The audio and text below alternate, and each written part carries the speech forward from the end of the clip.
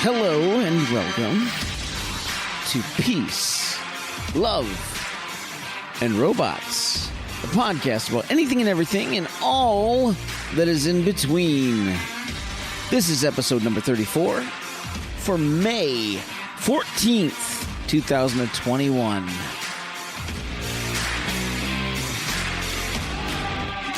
Yeah, I know. I missed a week, and then I missed another week. Things have been crazy around here. I'm sorry.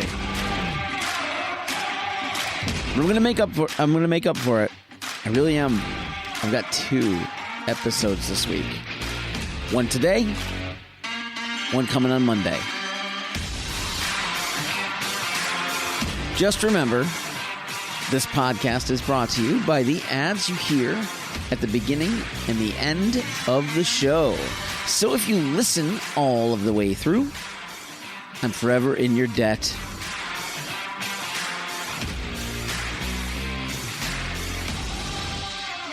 All right. Time to get on to the show. Did you know that May is Mental Health Awareness Month? Yeah. Well, whether you know it or not, somebody that you know and love is currently or has struggled with some sort of mental health issue. And they've either struggled in silence or just not told anybody about it. Or even told you about it. Maybe because they don't trust you, you jerk. Okay, maybe not. Maybe you struggle with your mental health and you've never told anyone about it. Or you feel alone. I don't know. But I do want you to know, if you're listening to this and you're struggling, you are not alone, not at all. And there are many people out there, whether you know it or not, that care about you, your well-being, and your success. So don't be ashamed to reach out and talk to someone. For more information, you can check out MentalHealth.Gov, where they tell you that people often don't get the mental health services that they need because they don't know where to start. First, you can talk to your primary care doctor or another health professional about mental health problems. Ask them to connect you with the right mental health services. If you don't have a health professional who is able to assist you, you can call the National Suicide Prevention Lifeline at 1-800-273-TALK. That's 1-800-273-8255. They are there to listen. I talk about this because I speak from experience. I am currently personally on anti-anxiety medication for anxiety and depression, and mental illness is all too familiar a struggle for me and many close to me, including my wife, Michelle. Michelle and I have been married almost 23 years. And we've known each other a lot longer than that. And recently I was asked to share about mental health issues and my other health issues from the pulpit at my church. And I thought, what a great thing to share on my podcast. I rarely talk about my faith on here because I really don't want this to become a show with a Christian label. But I don't want to hide my faith either, because my faith is what informs a lot of my opinions and challenges my assumptions about people, morality, and everything in between. It's really the only thing that makes sense in a world that often doesn't. So I'm going to be vulnerable here. I'm going to share a lot that you may have heard before, and maybe a few things that you didn't, especially if you've been listening for a while. So without further ado, here we go. You're going to first hear from my family pastor, and then I'll start talking. So let's take a listen. Now, I want to invite a friend of mine, a very good friend of mine, to the stage in just a moment. His name is Jeremy Zare. He's sitting right here to the front row with his beautiful wife, Michelle. Jeremy and I are good friends. We've been good friends for a long time, ever since his son Josiah started in our youth ministry several years ago, and I was serving as a youth pastor here. But we didn't get to be real good friends until Jeremy and Michelle joined Melanie and my small group. We had a discipleship group. We met together for a year, and we spent time every single month reading together and praying together and eating together and fellowshipping together, praying over each other, celebrating together, using WhatsApp and communicating together through the month. There's something powerful about doing life together. Now, Jeremy, why don't you come on up?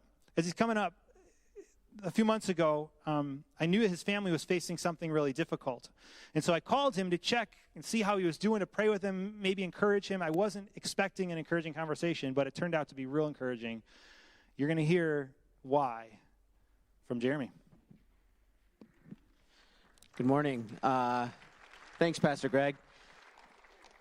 Happy Mother's Day to everyone, the moms out there. I normally make my wife breakfast in bed, but I gave her a gift every mom wants, and I gave her a little extra sleep today instead. First of all, my wife Michelle is right there. She's going to wave to you all for me. She makes my life better. She's my favorite, and she's my kid's favorite too. So anyway, I'll try to be brief, but it's a long story I'm going to condense. I will share more details if you want later on, if you want to corner me. But a year ago, before the pandemic, because that's how we refer to time now, before pandemic, my wife, she's an RN, she's a nurse, and she works very hard. She's been doing that for over 20 years. She had what I can only describe as a nervous breakdown. She was struggling with severe anxiety, severe depression. It was crippling to her. And she had to go into a partial mental health hospitalization, just a day program that helped her sort of address some of the things going on in her life and how to cope with some of the things she was struggling with. And that was really hard. We have 4 kids. My oldest at the time, he was 18, and he was at Elam. And then the 3 younger ones were under the age of 12. And that was real difficult because we had to scramble to find childcare. We had to scramble to figure out how we're going to make meals. I'm working full-time. She was taking time off but had to work on her stuff. And our discipleship group, they really stepped up. You know, they made us meals. Other believers that we know in the area, they stepped up and helped us with childcare and all those other things, which is good because normally I'm not a very open individual. I don't like to share what's going on in my life. I'm pretty private. And so it was a struggle, but we shared because we knew that our discipleship group cared, and we had people that cared as well and would love to help us. And that was great. We got through that for the most part, but with anxiety and depression, it's not just you can flip a switch and be better. God can heal us, but sometimes he doesn't. And so she was still dealing with those issues. And then the pandemic hit. And I don't know if you know, but when you're struggling with anxiety and depression, the cure is not making people stay at home in their own corners of the world, saying, take care of yourself. Now, for me, the guy who doesn't like asking for help, that was great. I could do it all. I could cook. I could clean, for the most part. I could take care of my kids. I could do those things on my own. That's how I am. I could do it on my own. But as time went on, her symptoms got worse. Still working with a counselor to figure those things out. But I was burning out. And I didn't know I was burning out until one Sunday night I could not get to sleep. I laid down at 10:30, and I felt like my chest was in a vice. And it was squeezing tighter and tighter. And I didn't know what was going on. I was finally able to fall asleep at about 3:30. And I didn't think much of it. The next day I worked from home remotely, which was good.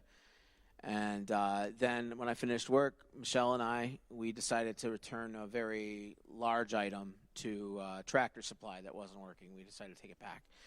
And we got in there, we got it taken care of, and I felt weird. A little dizzy, nauseous without being without the nausea. It was just this weird, gross feeling. And Michelle, being the nurse, the light switch goes off for her. She goes, just take your blood pressure. And we have a blood pressure cuff at home, which, why not? I took my blood pressure, and it was like 154 over 102. And, someone just whistled, and it's not because I'm attractive. 154 over 102 is pretty high. I was pretty happy about that, high score. But no, I was sick, and I called the doctor, and the doctor said, you got to go to the hospital. I think you might be having a heart attack. And so I go to the hospital, and they said, yeah, we think you might have had a heart attack. You need to stay here for the night. We'll check your blood work in the morning and see if things are getting better. Well, the blood work didn't get any better. The angiogram was clear, which was a shock, considering I'm overweight and grew up on the fringes of the Mennonite culture, where we eat a lot of sausage and cheese, and the number one ingredient in cooking is lard. So my heart was clear. The cardiologist even said, wow, it's clean as a whistle. There's nothing. No buildup, nothing blocked. We don't know what's going on. So after a few more tests, including a cardiac MRI, which is terrifying when you're overweight and claustrophobic, and you have to lay there still for an hour in a coffin, revealed that I had 4% scarring in one of my ventricles. In layman's terms, basically my heart had an infection in the lining called myocarditis, which is a rare condition, only about 200,000 cases every year. So great, high score and blood pressure and a rare heart condition. That's always fun. I'm winning and everything, right? Well, that requires, it's treatable. It's not fatal 99% of the time. Just have to be treated through medication and rest and diet, things like that. So I was game. I'll do that. But rest is hard for me. I can't just sit there. I don't know if it's just a guy problem, but it's very hard for me to sit still. And it's hard for me to ask for help. And so Michelle really stepped up. She tried to help. She tried to do what she could. We got the kids involved. By now, my son was home, my oldest, and he was helping out a little bit. My other kids were working towards it, but Michelle was getting worse. She would go to work, and she couldn't keep going. She had to call in. She was on disability, partial disability. So it got really bad, and she decided, I'm going to try to get into the partial program. Maybe that'll help. Well, during her intake interview for partial, they said, I think things are worse than you think. We're going to send the mobile health crisis unit to your house and take you to inpatient. And I don't know about you, but that was terrifying for me, looking at my 3 kids that were under the age of 13 and my other son, and thinking, I'm sick, I'm working full-time, I don't know how I'm going to do this without my wife at home, number one. And number 2, I don't know how long she's going to be gone. So I reached out to the discipleship group, and again, they did what Jesus changed their hearts to do, which was help people and help us. And they made meals, and they helped with childcare. They helped us financially. I mean, they did a lot. And then I was like, I can't tap them out too much because they have their own families, and I don't know what I'm going to do after a week of them helping us or whatever. And Michelle, who, if you know her, when she's not dealing with these issues, and even when she is the most giving person I have ever met. She will give away half our pantry if there's a family that's in need. That's the kind of person she is. She signs up even when they can't afford to help people. We help them because that's what she does, because Jesus changed her heart almost 30 years ago. But I was kind of at the bottom of a well at this point. I didn't know what to do. There's no rope for me to climb out of, and even then, I wasn't good at that in high school. So Michelle says to me, look, you got to post something on Facebook. You've got to ask for help. And I go, well, I'm not posting it on my wall. And she goes, well, first of all, I'm friends with a lot of comedians, so just laugh. Secondly, I just didn't want to do it. And Michelle goes, just post it on my wall. You have my phone. I can't have my phone here. Just post it on my wall. And I said, okay, I did. I did what I should have done and listened to my wife. And yeah, there's a